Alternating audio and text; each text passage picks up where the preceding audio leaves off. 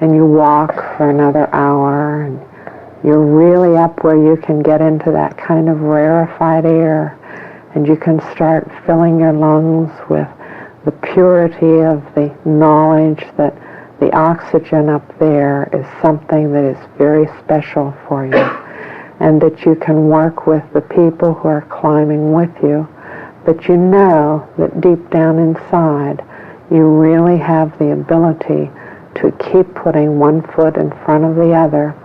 and looking at all of the elements around you.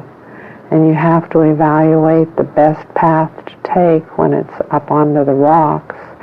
And you have to look at the clouds out there and decide which direction the storm clouds are going to go. And you have to decide just how much of that weight that you're carrying is a burden and how much of it is protection. And the things that become a burden, you discover that you can take out of the pack, and you can kind of stash them somewhere, and you can pick them up on the way down. And when you get to the top of the mountain, one of the rewards is to take that pack off for a while and get rid of that weight, that burden that you've been carrying for so long, and reward yourself by finding the perfect place to sit and to relax. And you look at the sun, and the sun is under a cloud, and you know that the sun's going to be coming out from under that cloud, and so you find a place for your pack, and you put your head back against the pack, and you watch the sun. And as the sun comes out under the cloud, the shadow moves away, and you feel the sun on your feet, and you feel the warmth, and you kind of wiggle your toes and relax your ankles, and you get curious about how long it's going to take for the sun to relax every muscle in your body that has worked up all that lactic acid from all that climbing today. And then as you watch the cloud moving a little further, and you explore those muscles, because most of us don't realize that there's lactic acid created from muscle tension and muscle strain. And you do have that lactic acid, and what you do is you let the warmth of the sun moving out from under that cloud just work its way through every muscle in your body. And then finally, what I'd like you to do is picture that muscle the way you picture them in an anatomy book. And each one of those muscles, from your toes to your head, into your ears and your jaws and your neck and your shoulders and your back. And picture the lactic acid as a kind of a yellow, oily liquid on the outside of those muscles. And you said about learning to relax,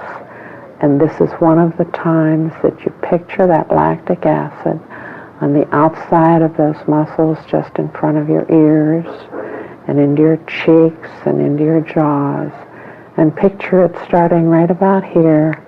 and moving down through those jaws into your neck, across your shoulder, down through your arms, and picture that oily, light yellow liquid,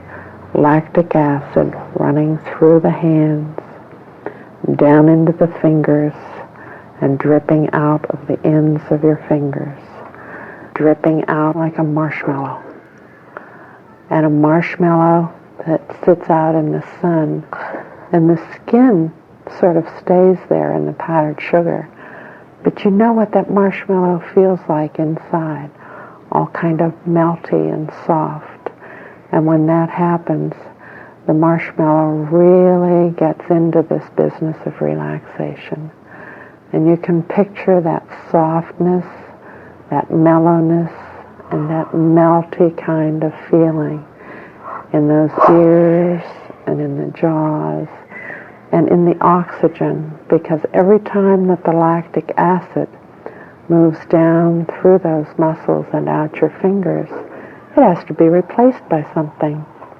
And that something that replaces it is oxygen,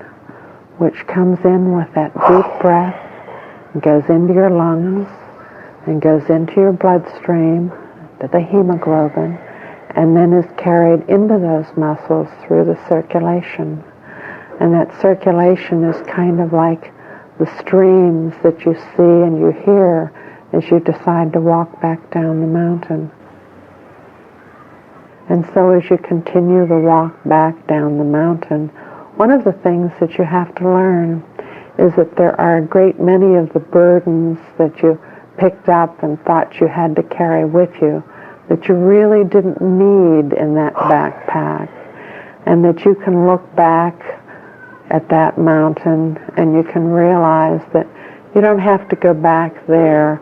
You don't have to back down the mountain in order to back out of any of the things that you don't want to look back on carrying with you. And that you can let yourself understand that the very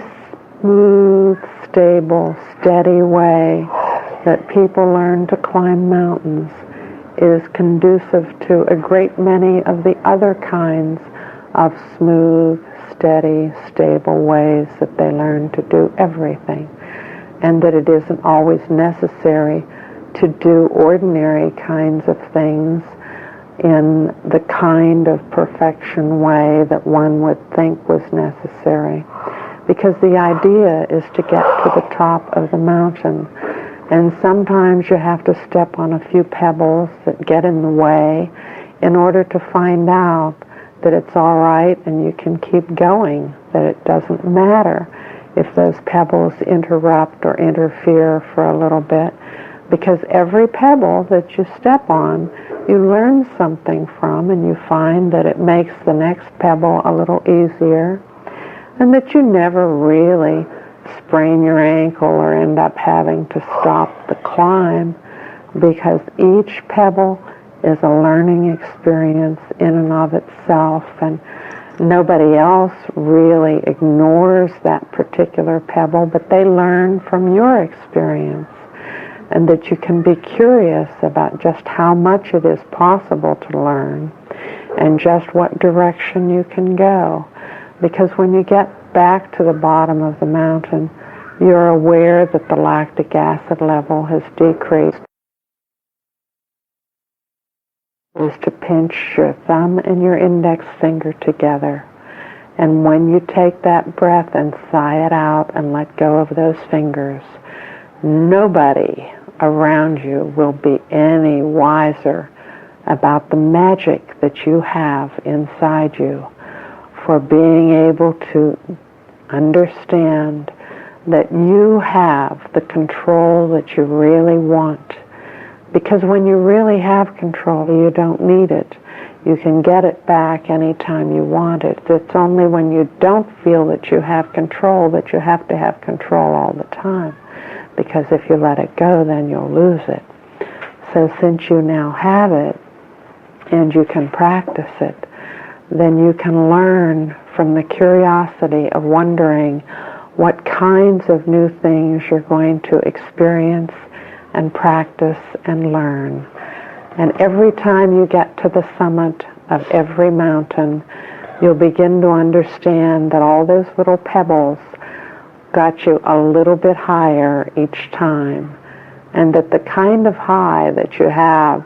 when you've done it and you've gotten to the top of that mountain is a feeling that is purely your own and is pure oxygen for your system. Just like that blossom that was a flower of such exquisite beauty that you really can't understand how it got there, except that you know all the steps that went into getting high enough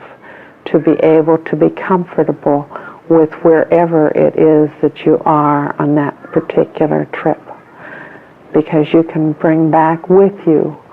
all the understanding that you know a great many things that you might not have known that you know. But now that you know them,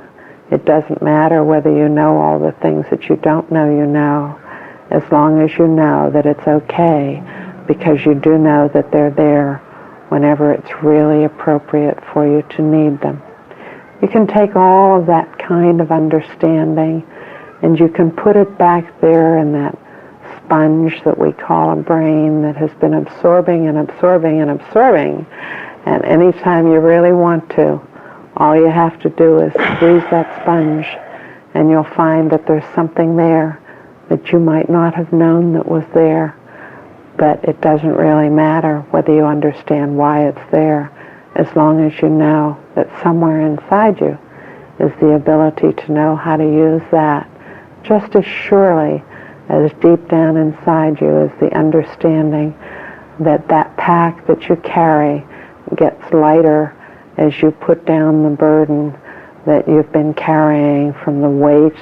of waiting to find the way to carry the weight that you really want to carry in the way that you want to carry it.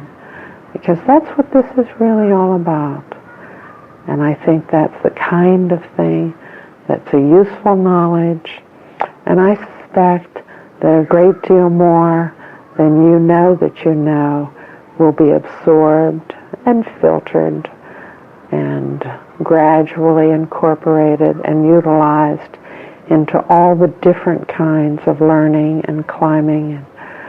and remembering and forgetting that you really know that you want to do. So when you're comfortable with the fact that your body understands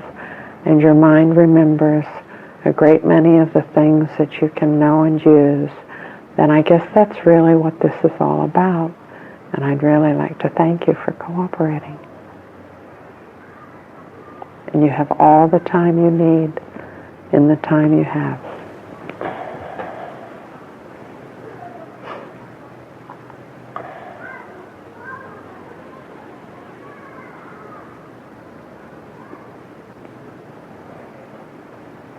Because the view is particularly splendid.